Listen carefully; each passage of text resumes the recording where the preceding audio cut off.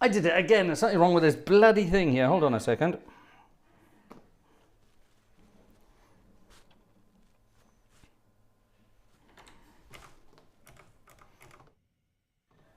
Aha! Right, I found it. Sorry about that. Again. Right, let's start from the beginning. I keep changing things with my setup and it keeps buggering things up. Right, here we go. Shall we try again? Good evening, ladies and gentlemen. Be prepared, it's bloody loud.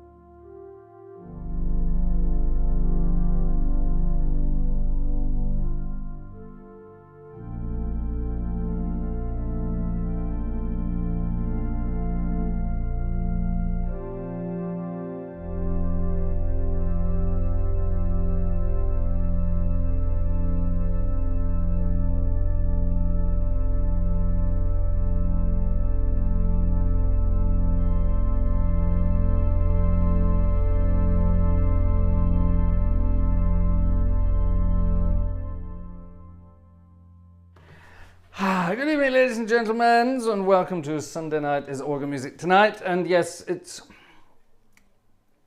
kind of like a hymns from around the world tonight, but I give it a different title because I just felt like it. Now, apologise for I sound like I've had a stroke. I haven't had a stroke. I've got 8 mouth ulcers at the moment, mainly on my tongue, which is absolute hell on toast. I can tell you that for nothing. And it hurts like hell, to be perfectly honest. I get this from time to time. I had some recently. I had a bad flu-y thing recently, and I had some antibiotics. And that basically buggered up my immune system completely, so I get ulcers. And once you get one, you end up with hundreds. And at the moment, I have about 8, 4 of which are on my tongue, so it's not very pleasant at all. So if you hear me talking like I've just had a stroke, that's why. There it is. Right, now we've had some bizarre requests. Vitamin C doesn't work. Vitamin B is the thing that kills these bastards. And that's the only thing that does it. It is vitamin C in this glass here, but that's got nothing to do with it. Vitamin B is the one that does it. Vitamin B1, B2, and B6. There you are. To be or not to be. Don't worry about me. I'm going to keep playing lots of music tonight. I'm not chatting too much. Exactly. Pierre's got the right answer. Do that. Let's play a piece of music for night time, shall we say. And yes, the words of this are quite apt, but don't worry about it. You don't need to know. This is the second tune of this one. The melody is called Christe Sanctorum. Check this out.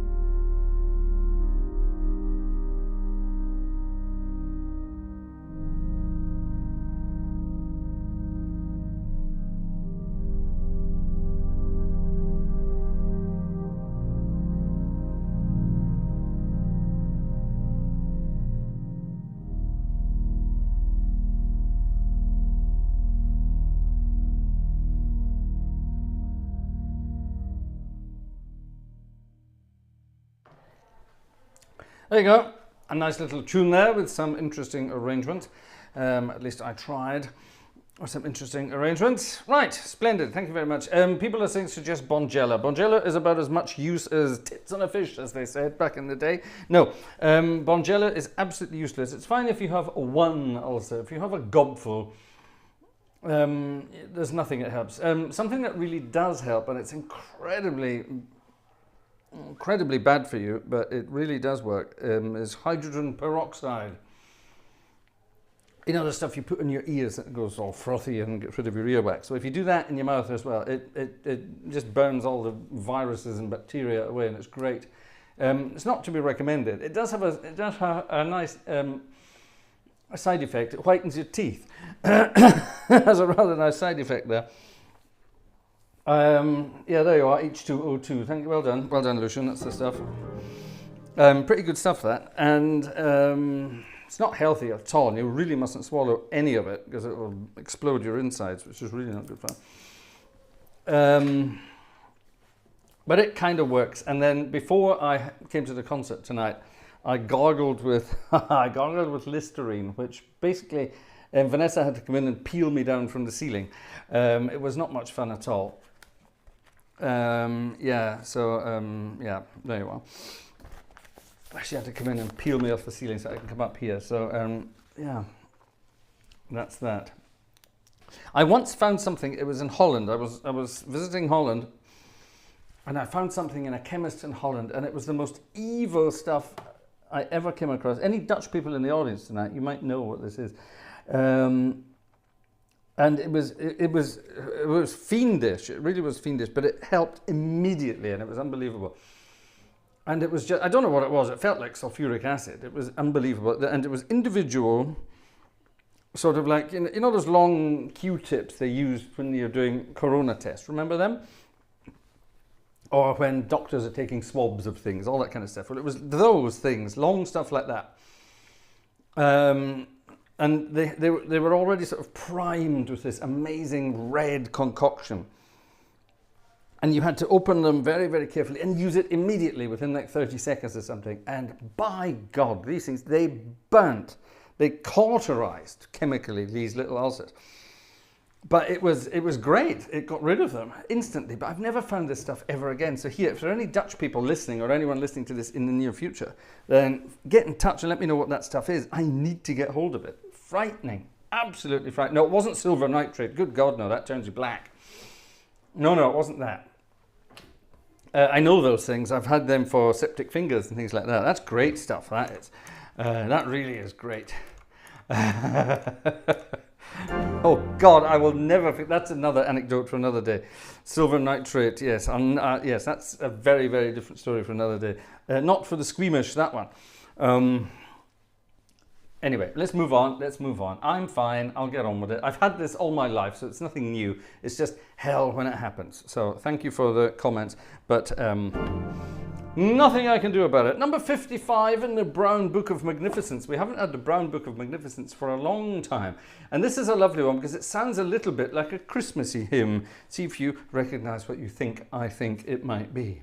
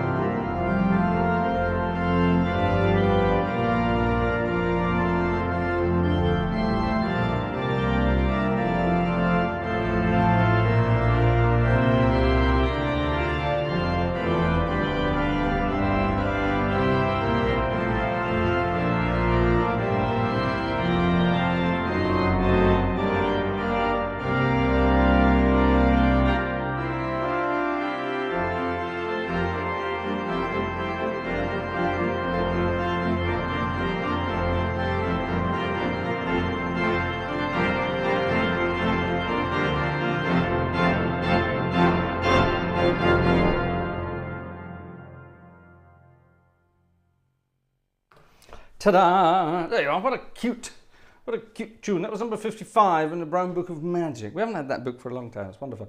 Yeah, thank you all for your comments and suggestions regarding these beasts. No, they're not stress related. Not in my case. I've had them since I've been a very small child. It's genetic in my case. It's in the family. It's all genetic, and there's nothing you can do about it. And it's got nothing to do with, I think, who said it? Robert said it, wasn't it? Yeah, it's nothing to do with herpes at all. It's completely different. It's completely different. Everyone thinks it's got something to do with that, but it's not. It's got bugger all to do with that. Trust me, I know. I've tested everything. My entire life has been a test. They've tested me for all sorts of things over the years. They used to think I had Crohn's disease. They thought I had celiac disease. They thought I had some lupus. They thought, I've been tested for everything, and it just came back. No, you've just got them. And I think something like 20% of the population suffers from them. So 1 in 5. Stefan Messer, our friend Stefan, thank you very much. First up tonight with a ticket. Thank you very much indeed. Who's this? Andrew, the Prince. Thank you very much indeed. Lucian, thank you very much indeed. And who have we got here? Who have we got here? We've got Jerry Martin. Hi, Jerry. Thank you very much. We have Alexander Wunderlich. Thank you very much, Alexander. And we have someone else. Jacob. Greetings from Edinburgh. Hello, Jacob. My old stomping ground. I spent years living in Edinburgh. Hello. Hello, Jacob. Right. Not sure if you read these requests. Yes, I do. But if I may request... Oh, gosh. Right. Well, let me mark that. Boom! I'll put a mark on that so I don't forget it. I'll look at that.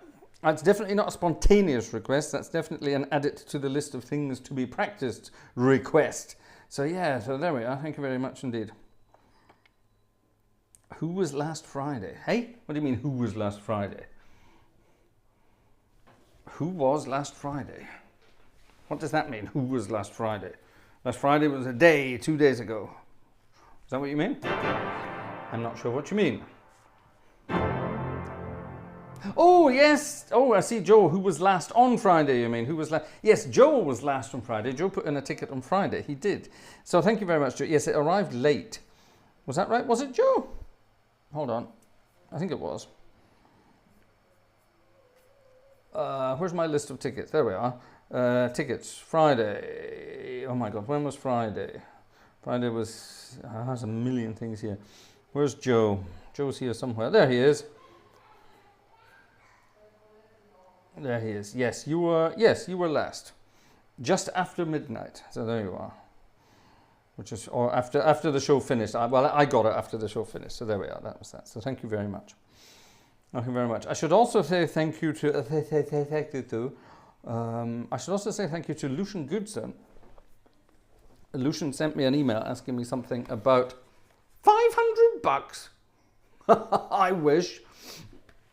$500. That would be nice. Thank you, Joe. That would be very nice. No, Joe, you've got other things to worry about.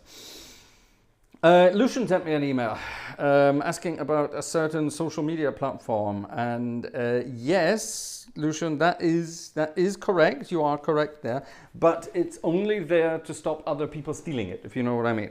And we will at some point be dealing with it. We'll at some point be dealing with it. Okay, Joe, for the bundle of joy. Am I missing out something? I think I'm missing something here. Joe, get in touch. I think I'm missing something. Yeah, right.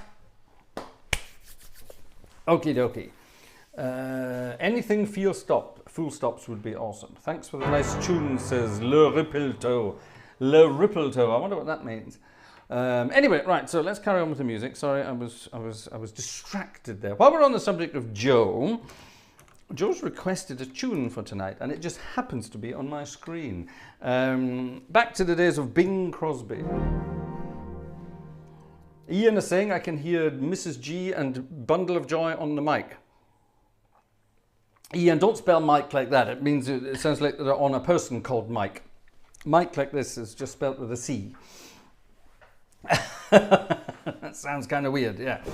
Okay, here we go. This is a tune that our good friend Joe requested, and it sounds something like. Actually, hold on. Let me quickly arrange this. And if I delete that page there and that page there, we don't need that. There we go. And it now means I have the whole piece on one sheet.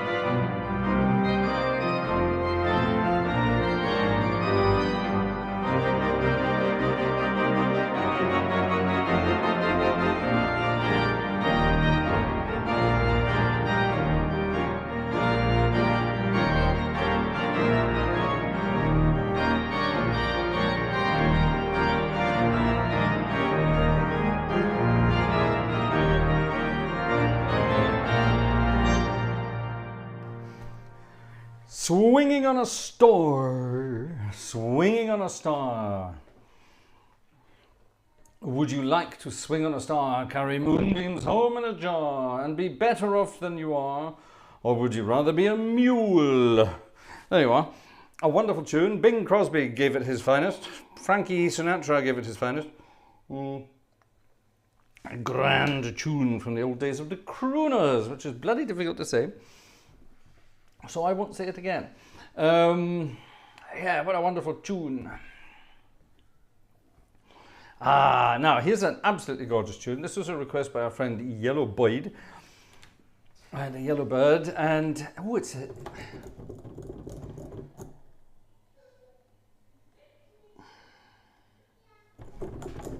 yeah, okay, this is the original. As it's I forgot this.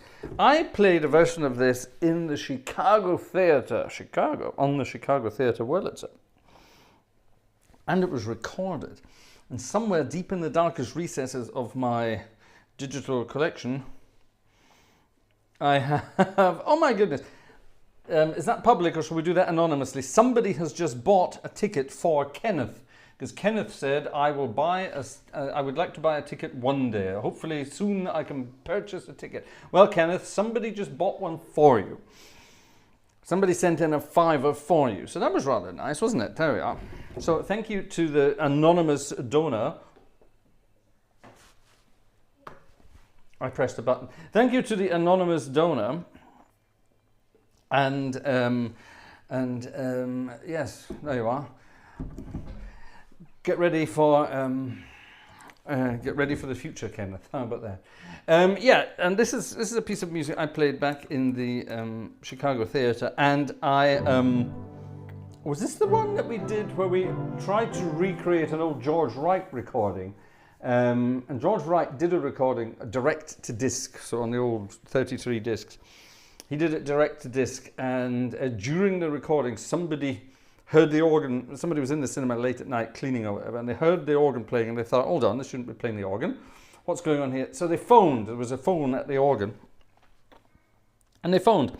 And during this recording, and it was a live direct to disc recording, which means they had a disc spinning and there was a needle cutting into it as a live recording. And this telephone rang. They had to leave it in because everything else on the whole take, both sides of this record, were absolutely perfect, apart from this this telephone call. And when I recorded, I think it was this piece, I can't remember if it was or not, but when I recorded there, I said to somebody who was there, I said, can you please do me a favor and ring the bell, ring the phone, call the phone during this piece of music at roughly 1.5 minutes in. And they did, and we kind of recreated it, which was very good fun. There you are. Useless information, I'm sure, but fun nonetheless. Grab your partners for a medium tempo waltz.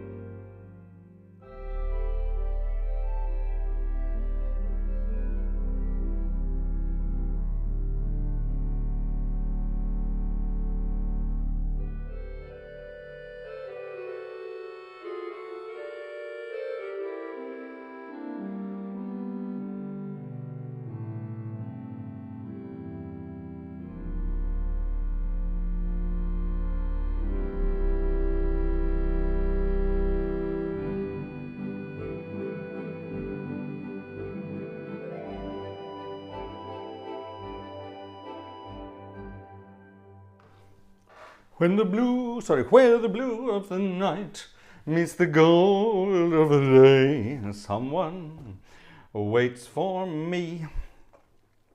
It's one of those stalker songs when you're out late at night or early in the morning. Yes, not. Who suggested? Someone suggested it was In the Still of the Night. That was that's Cole Porter. In the Still of the Night.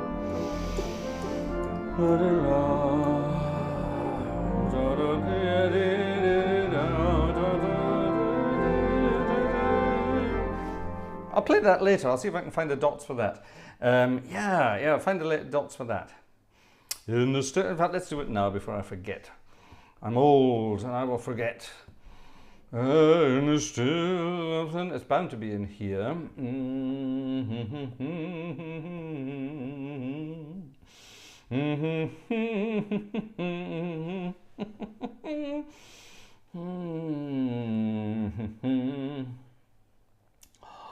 In the shade of the old apple tree, in the still of the night. There it is.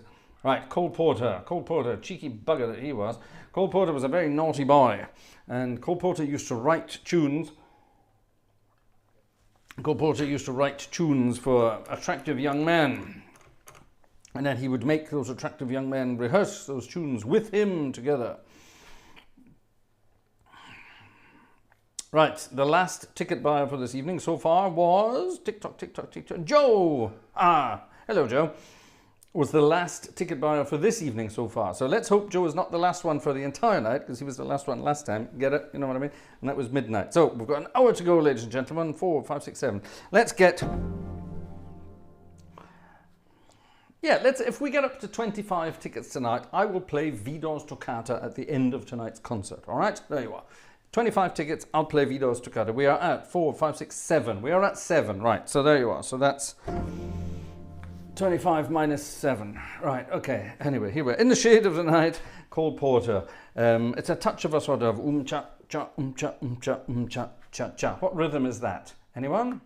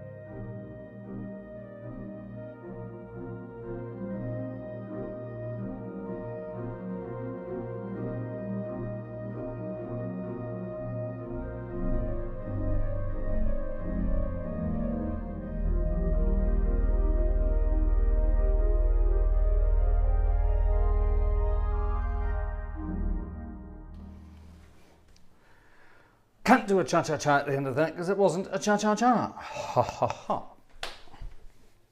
Right, we are on to 8 here. Christian, thank you very much here. Now I've been told to go and check my other accounts.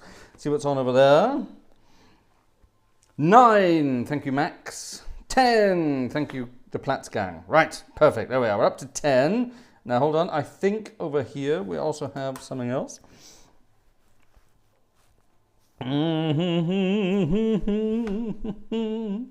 Oh, I think we do. Who's this? Who this? Who this?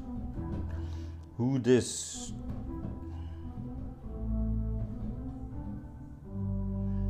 Who this? Jeff F. Thank you very much, Jeff F. As well. Right, 10. There we are. We're up to 10. 10. No, 11. Hold on. Was it 11 or was it 12? 1, 2, 3, 4, 5, 6, 7, 8, 9, 10, 11. Yes, 11. Right, we're up to 11. There we are. Got it. 11. 11. 14 to go. Good. 19? No. Extra credit for additional tickets. No, per person. Per person. Per person. 15, I'm sure. Definitely not Andrew. Let me double check again. 1, 2, 3, 4, 5, 6, 7, 8, 9, 10, 11. 9, 10, 11. Yeah. 11. Right, got them. 1, 2, 3, 11. No, I'm not going to do that.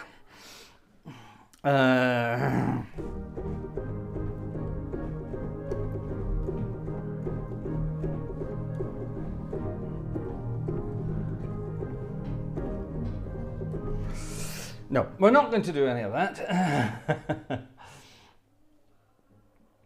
We were doing hymns from around the world tonight, so I don't know why I'm playing jazzy tunes already. 300 and hold on, 300 and there we are. No, 300 and that's it. 382. This is a lovely, lovely hymn. It could be, this is a wonderful hymn. It could actually have been by a British composer, okay? Could actually have been a British composer, but it wasn't. It's a German composer. A guy called Josef Venantius von Voss. And this is 1928. He wrote this, and it could have been a British hymn. It could have been Vaughan Williams. It's got that sort of feel to it. I love it. And I played this for the first time in a million years yesterday in the church. Yesterday, and yeah, good. Let's see if I can remember how it goes.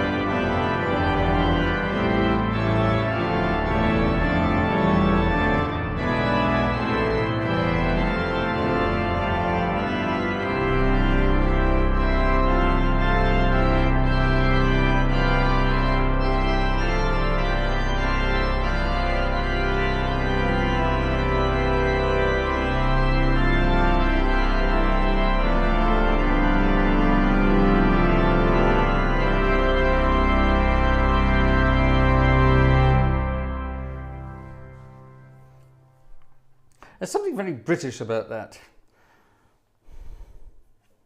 12. Thank you, Ian.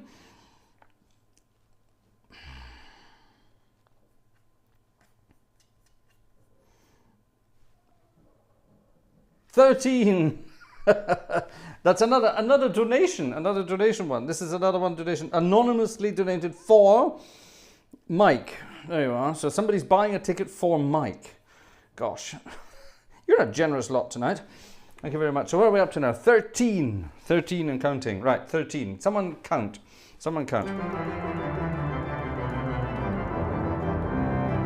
Actually, no, let's not count, because if I ask you to count, then you'll be saying 21 already. So 13. Mental note, 13. We'll write it down here. I can do this. I have things. There we are. I have things. I have technology, and I know how to use it occasionally. 13. Right, splendid. So yes, if you're joining us, then we're going to go all the way to 25. And if we get to 25, I'm going to play Vidor Toccata in some version or another. Some version or another. Right, okay, good. Keep them coming. Thank you very much. Yes, that's a lovely tune, isn't it? There's something very British about it. Let me show you what I mean, okay? It's written by an old German guy who actually wrote a beautiful mass. There's a beautiful mass for choir and organ by this guy called von Voss. That's W and then an O, so it's an O with an umlaut with the two dots above it, and then one of those squiggly SZ things that the German language has. Von Voss. Wonderful composer, very sort of romantic composer, and when you consider he was composing at the same time as Max Reger, I mean, there's a world between them. Max Reger was a bad-tempered, drunk fool who just bad-tempered. Max Reger at the organ is just, it's all just a collection of bad-tempered diminished chords. Very well composed bad-tempered diminished chords, but that's all it is, bad-tempered chords. And this guy von Voss, he was one of those, I'm just guessing, sort of a German aristocratic who would smoke quite a lot and a very thin moustache. I'm guessing that's what he looked like. I don't know. But he was like the Cole Porter of German church music. And he wrote just beautiful things. Ta ti ti ta ta ti ta ti ta ta ta ta ta. That's just beautiful. Ta ta ta ta ta ta. It's kind of like a fanfare. Ta ti ta ta. And then let's modulate here because I can. And then immediately goes ti ta ta ti ta ta ta. Okay, now admittedly I added that harmony. That's not his original harmony. It's not far off it though. Ti ta ta ta. It's what he did, and I did. Ti ta ta ti ta ta ta. Yeah. Ti ta ta ti ta ti ta ti ta ta ta ta. I just think there's something very British sounding about that. Back in those days, the 20s and round about, and actually even earlier than that to a certain extent, there was a great British-German thing going on. Stanford went to Leipzig to study with Brahms, for example.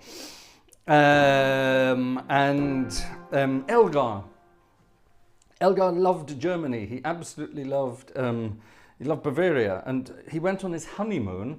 And instead of doing what you should be doing on your honeymoon, he was composing music with his wife Alice. Work that one out. And they were composing music together. And actually, that's, I need to add that to my list. The Bavarian Highlands. He wrote a selection of things for choir and orchestra. The Bavarian Highlands. I performed them many times with my old choir from Bonn. Absolutely wonderful, wonderful music. Huzzah! Lots of hunting music and that kind of stuff. It's great fun. I must dig out the score and play some of it. Wonderful. Anyway, there you are. So there used to be a wonderful British-German connection.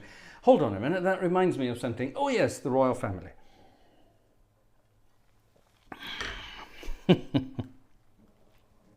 Here's an interesting fact. Anecdote. Well, it's not even an anecdote. It's just a fact.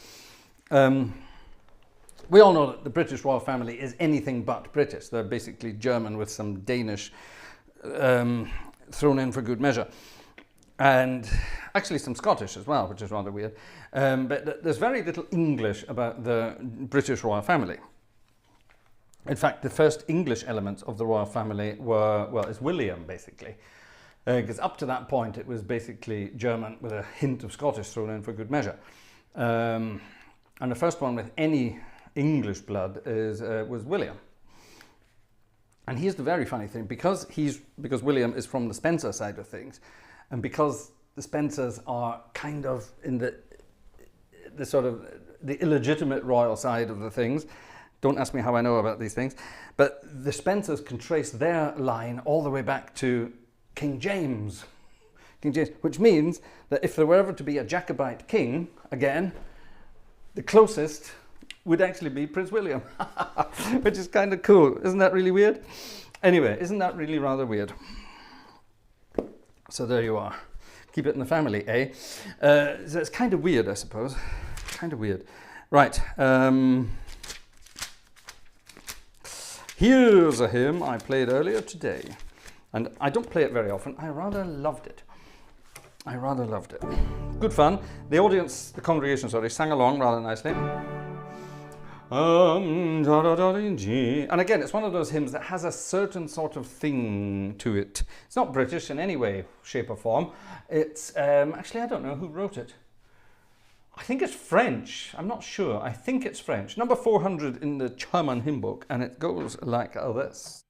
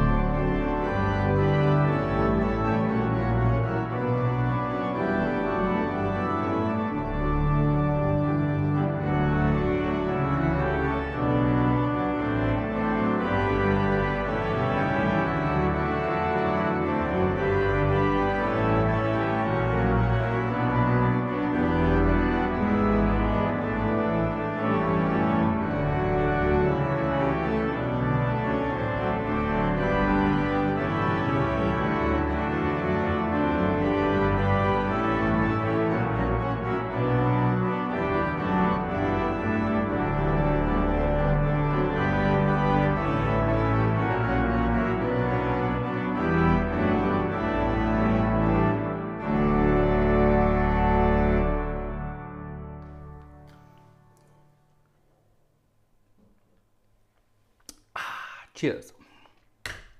Cheers, cheers, cheers, cheers, cheers. Ian has just brought up an interesting thing. Jacobites were Catholics, so as the law stands, a Catholic William could not be king. But William isn't Catholic, and he never would be. And actually the law has been changed over the years, and it doesn't matter anymore. Obviously, he would have to convert. But there's a wonderful example. Prince Michael of Kent. Prince Michael of Kent, one of the late Queen's last surviving cousins, who's still very much around. A wonderful bellowing voice. He's the Christopher Lee of the royal family. Wonderful guy. Prince Michael of Kent is an absolutely wonderful, wonderful guy. He's the used car salesman of the royal family. That doesn't sound like a nice thing to say, but he is. Not literally, obviously, but he's got that sort of Del Boy smirk and outlook in life. He's one of the good ones. I've met Michael of Kent many times. We've been connected with car stuff over the years, and Michael's a wonderful guy. And his wife, a German lady, his wife was a Catholic lady, and her family was very staunch about that and said, well, if you want to marry someone, then he has to be a good Catholic boy as well. So he converted to Catholicism to marry this lovely woman, his wife, Princess Michael of Kent. She does have a real name, but that's what she's called.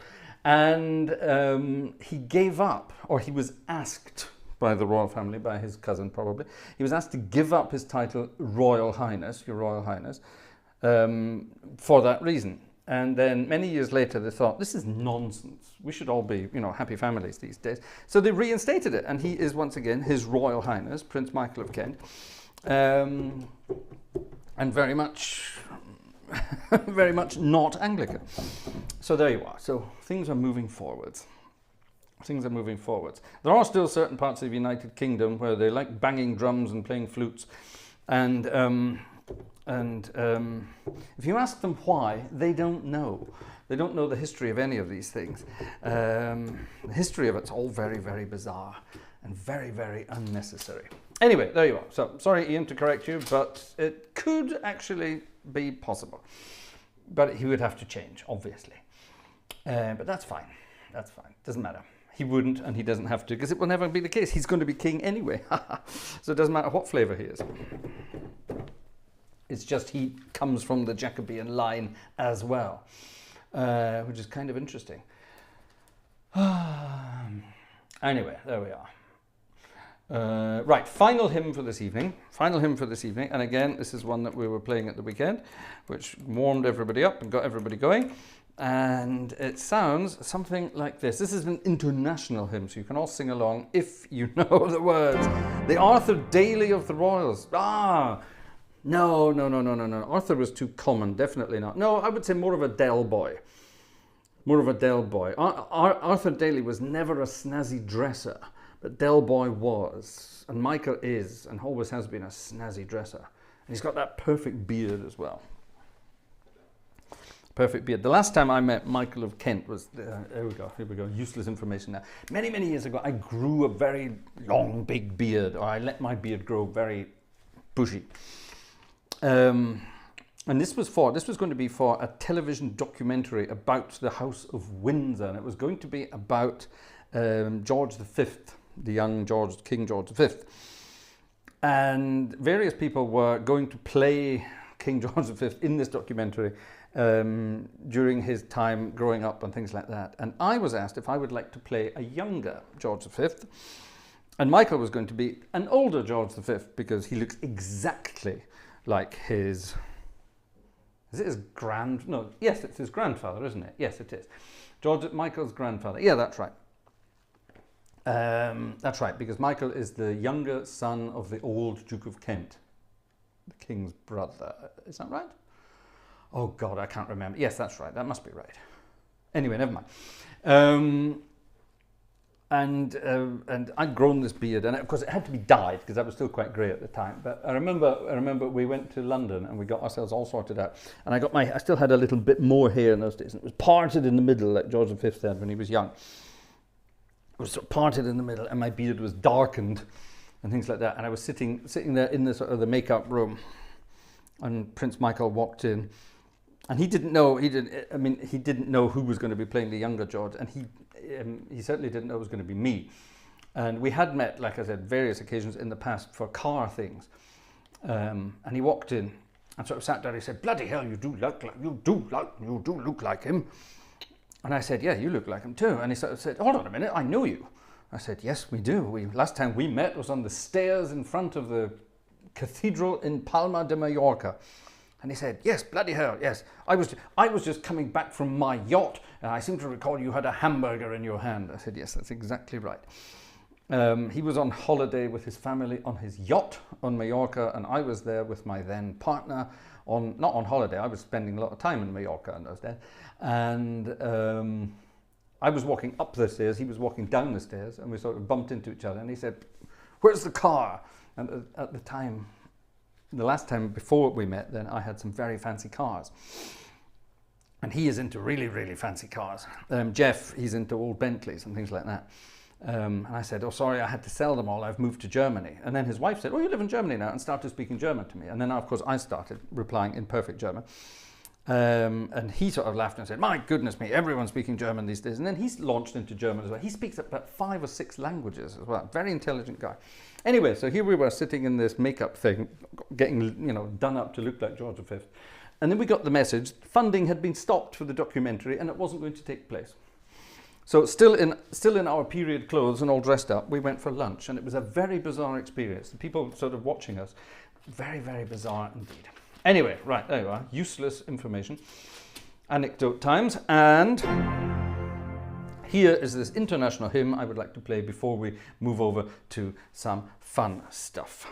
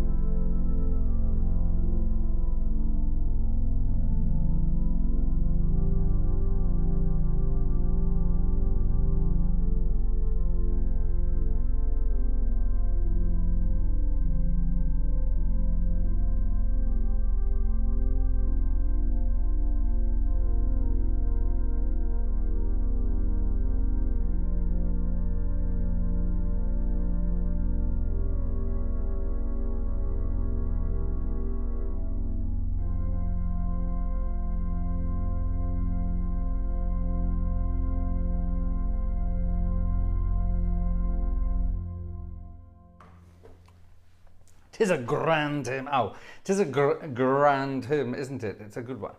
Lobet den Herren, or praise to the Lord the Almighty. It's a wonderful one. By the way, we are still, and let me just check, we are still very much at 13. Any advance? No advance on 13. Still on 13. Good. Half an hour to go, and probably no chance of getting to 25. So I'm going to tentatively...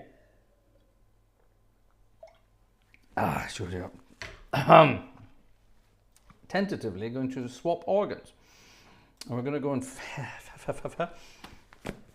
we're going to go and head over to...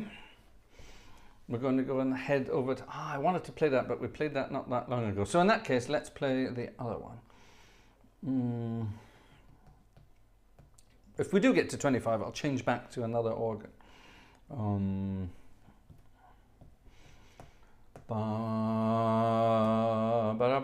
There it is.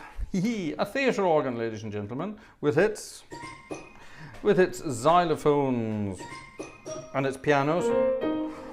And it cymbals and drums and all sorts of goodies.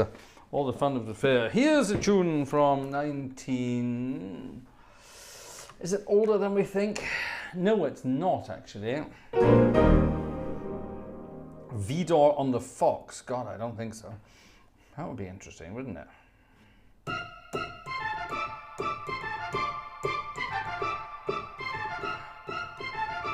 We'd have to play it like that, wouldn't we? Dr. Charles, you've just arrived. We're just moved from the classical organ to the theatre organ, and we're about to have a 1920s dance craze, but not this one.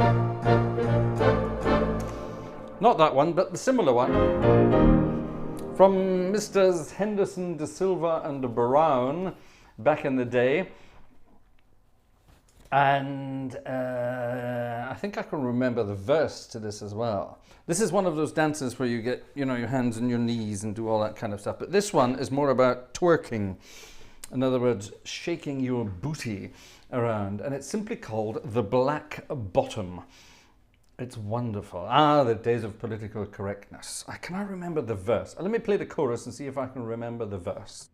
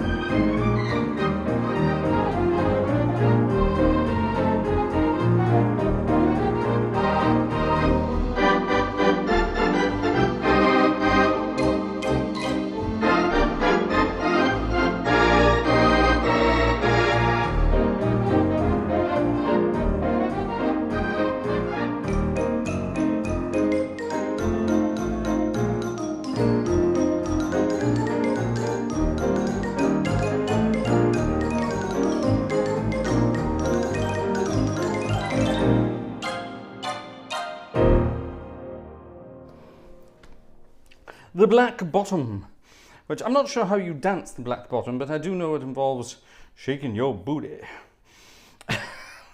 Which is, I can't imagine, I'm just thinking, I know what some of you look like.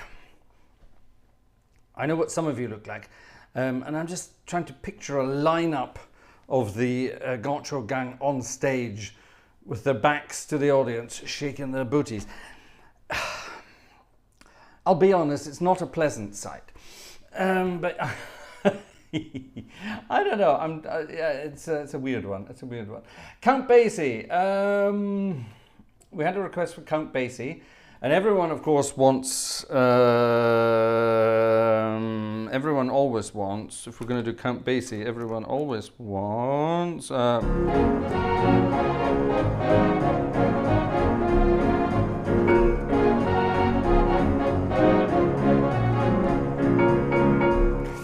Everyone always wants the 1 o'clock jump. Let's do something else. As Robert says, you know what I looked like when I was 6. That's true. He sent me a picture. We have a picture of a very young Robert with his lovely glasses when he was 6. By the way, let's get my overhead. Where's my overhead camera? There's my overhead camera. Count Basie. Count Basie was the master of the down on the pedal at the end there, and that's the only 10th Count Basie could stretch in his right hand. Yeah, a B flat at the bottom and a D flat at the top. That's a 10th. Okay, there's an octave. 9, 10. Okay, I can stretch that between 1 and 4 as well. And Count Basie would add this dee da dum in the middle, so bim bum bum bum. Or sometimes he would do. But very rarely, it was mainly, let me get rid of that octave coupler.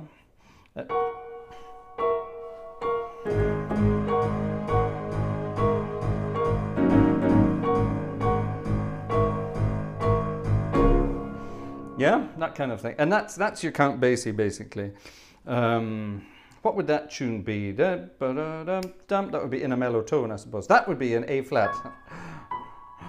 And that's more difficult to stretch because you've got a black note at the top and a white note at the bottom. Then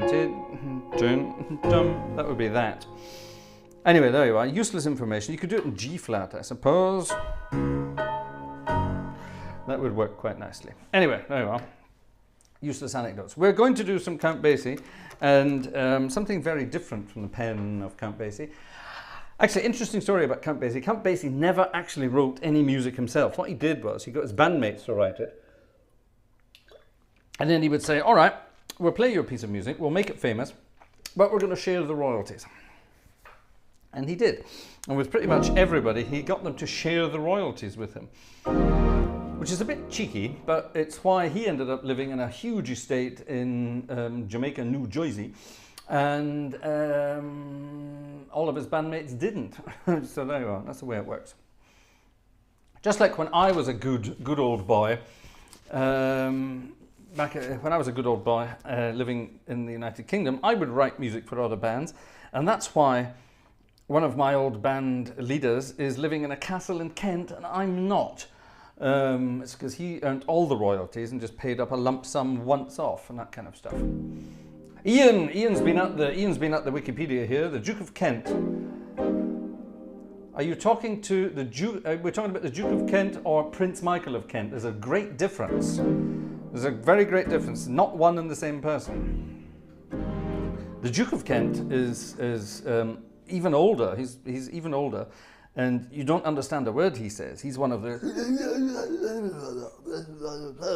He's one of those royals. You don't understand a word when he's very, very drunk. He's one of those. Yeah, like that character from the Fast Show, Birkin Rowley or whatever his name was. That's the Duke of Kent.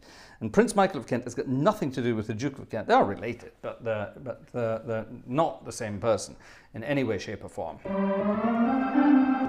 I think we need some naughty music now from Count Basie. Blue and Sentimental, which I don't think I've ever played before.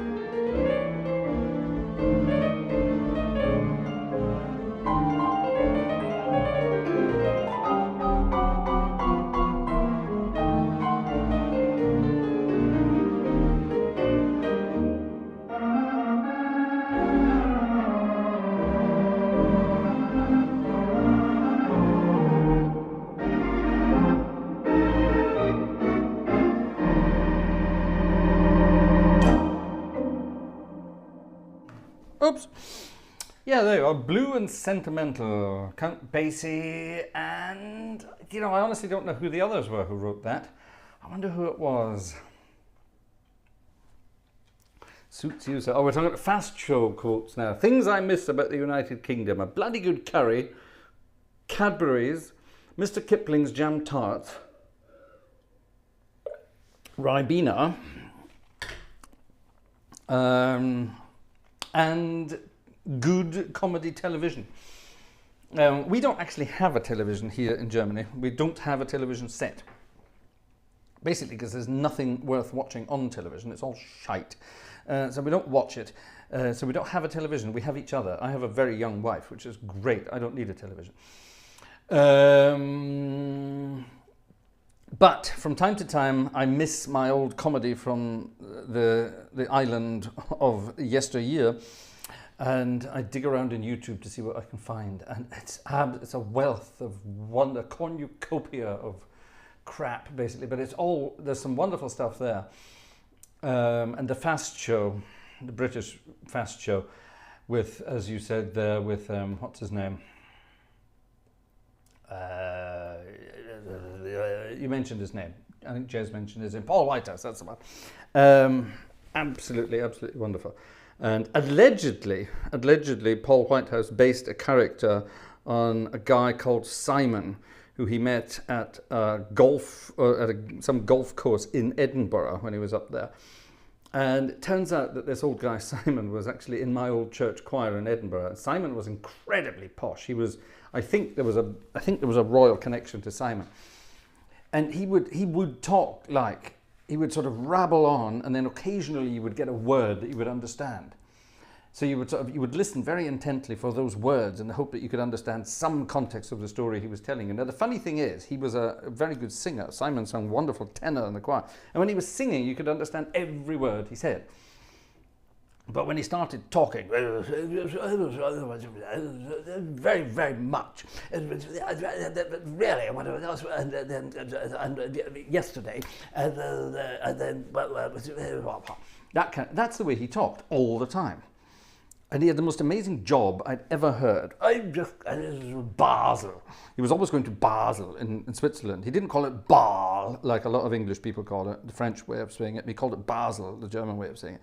He was always going to Switzerland because he restored antique clocks. I went to visit Simon one day because I'd just bought an old car. Simon was very good with old cars as well, and I was having serious problems with his car. I couldn't get it to work, and Simon said,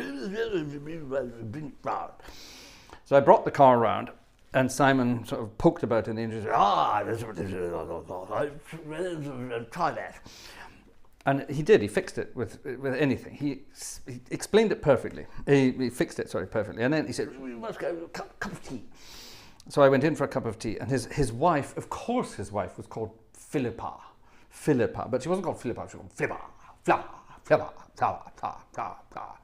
That kind of, he managed to take Philippa, he managed to turn it into like one syllable, anyway, cup of tea for the boys, kind of thing. And we were sitting having this cup of tea, and there was a lovely clock on the mantelpiece going tickety-tickety-tock, as they do. And I said, was that one of yours, or is that one you're working on? No, working. And he wandered over this, grabbed this clock from the mantelpiece, popped it down on the table in front of us and said, wind,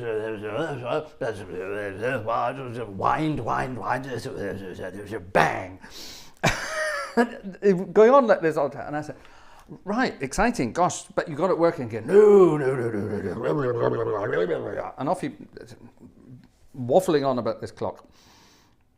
And I said, it looks very old, very expensive. Is it worth anything? Oh, millions. I said, what? It's just sitting here in your Edinburgh house. I said, oh, come.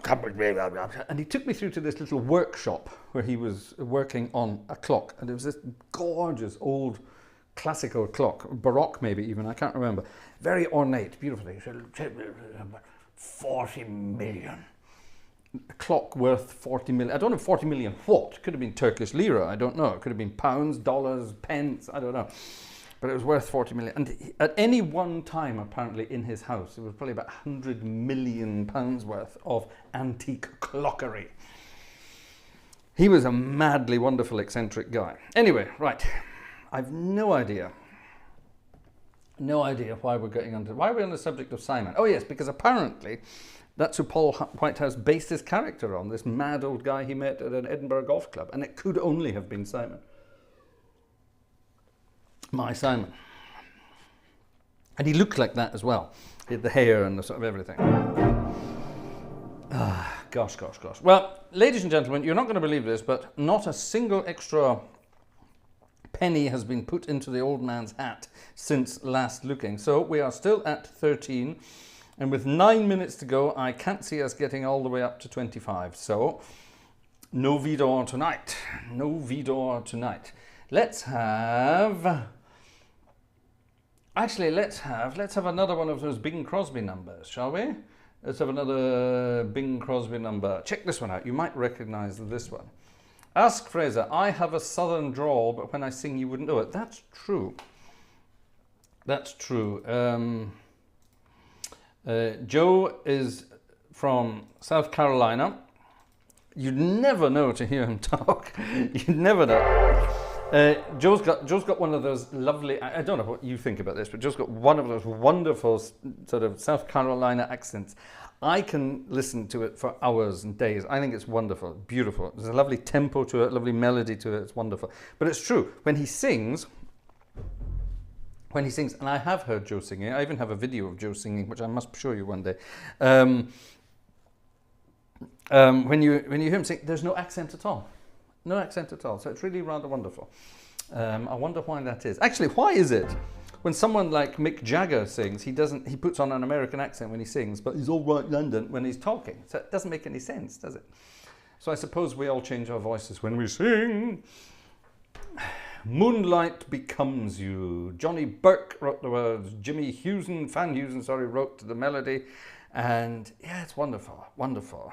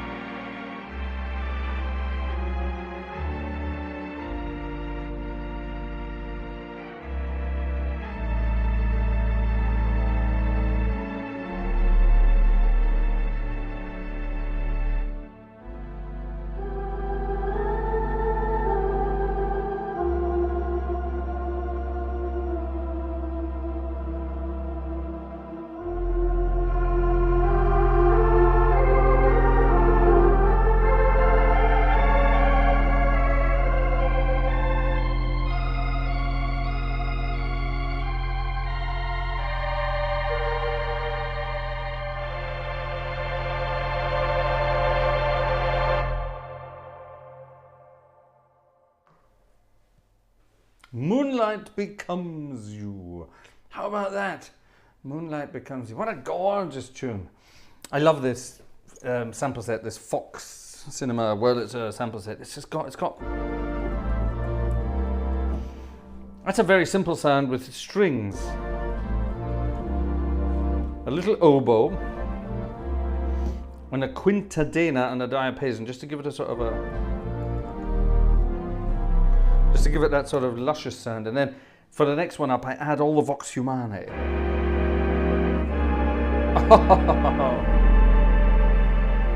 Oh, it's just too much, man. And then you've got the tibias here.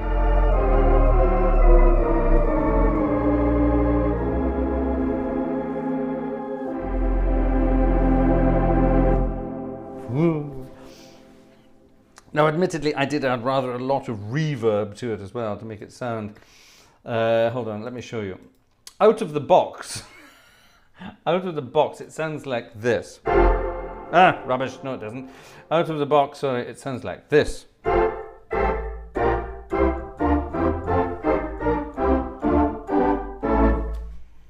that's weird, isn't it?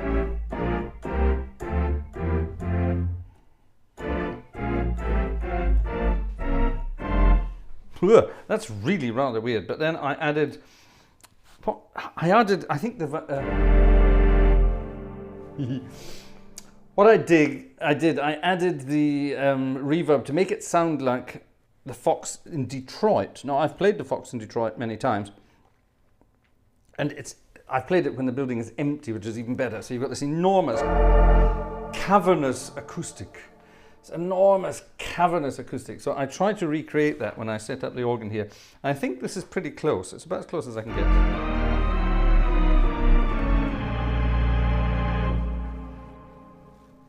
It's maybe a little bit too long, but it sounds absolutely wonderful.